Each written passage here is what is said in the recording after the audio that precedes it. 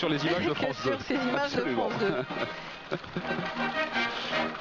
Alors vous voyez bien là le casque donc de la garde républicaine, un casque qu'on retrouve dans le passé chez les cuirassiers avec la crinière noire qui pend derrière et qui n'était pas qu'un objet décoratif, puisque cette crinière permettait de parer les coups de sabre qui pouvaient frapper la nuque d'un cavalier lors des combats.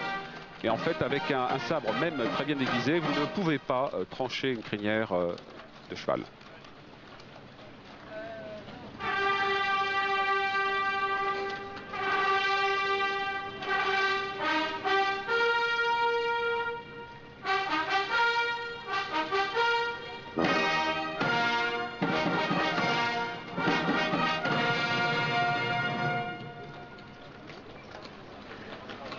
Voilà, on voit vraiment bien la difficulté. Un peu capricieux, hein. Ouais. C'est difficile.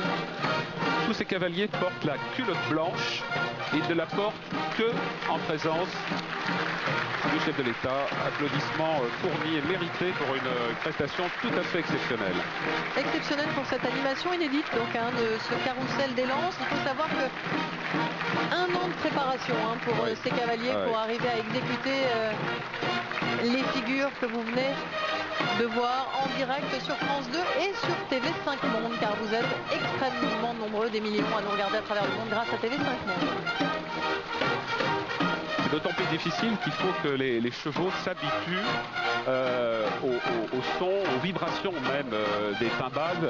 Et ce sont des animaux qui peuvent à certains moments ressentir négativement le son, la fanfare. Donc il faut arriver à maîtriser tout cela. Et encore une fois, les images montrent cette maîtrise extraordinaire.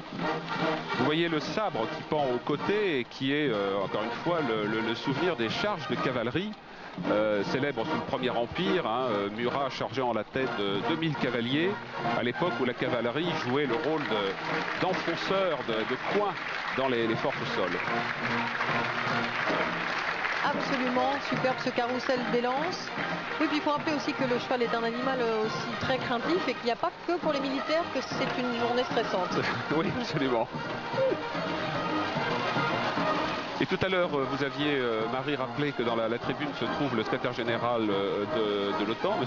Jab de Hochschäfer. C'est la première fois, à ma connaissance, que le secrétaire général de l'OTAN assiste donc un 14 juillet dans la tribune présidentielle.